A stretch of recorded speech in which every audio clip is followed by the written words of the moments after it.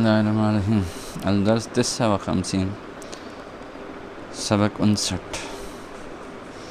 جسے حساب کتاب کا ڈر نہیں اسے موت کا بھی ڈر نہیں۔ یہاں تک مجھے یاد پڑتا ہے کہ جب میں مسجد کی چٹائی پر بیٹھ کر اپنے اساتذہ کرام سے تفسیر و احادیث کی تحقیق میں مگن رہتا تھا تو ساری تعلیمات اور تحقیق کا خلاصہ یہی سامنے آیا کہ دنیاوی زندگی میں بندے کے اعمال اچھے ہوئے تو آخرت بھی اچھی، اور اگر کوئی بندہ دوسروں کے حقوق غصب کر لے تو اس کا حساب و کتاب دنیا میں نہ صحیح لیکن آخرت میں ضرور دینا پڑے گا۔ وہ بہار کا موسم تھا۔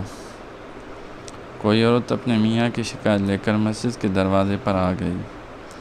اس وقت میرے شہر کی مسجد کے آس پاس اتنی چہل پہل نہ تھی۔ قریبی قصبوں اور گاؤں کے لوگ صبح سویرے شہر سے اپنی روزمرہ کی خرید و فروخت کرنے کے بعد دوپہر سے پہلے اپنے گاؤں کی طرف لوٹ جاتے تھے۔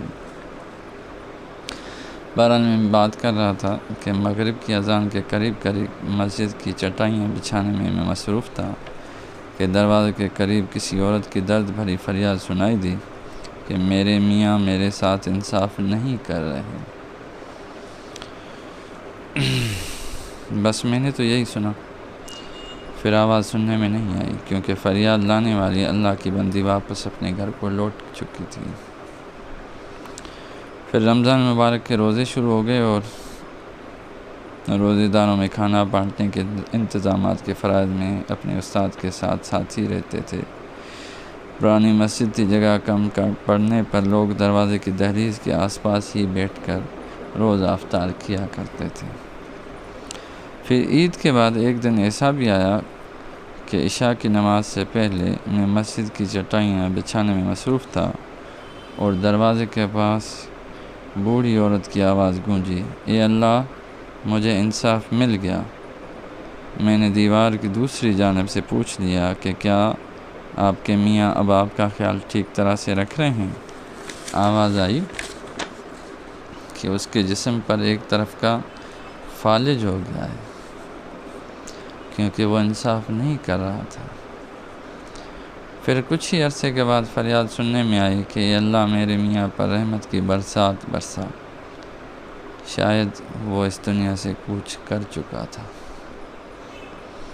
میں سوچ رہا تھا کہ اگر دنیا میں انصاف سے کام لیتا تو یہی دعائیں اسے دنیا میں مل جاتی اور آخرت کی کامیابی بھی میسر آ جاتی، لیکن ہم لوگ ایک دوسرے کے حقوق غصب کرنے میں ایک دوسرے سے سبقت لے گئے ہیں۔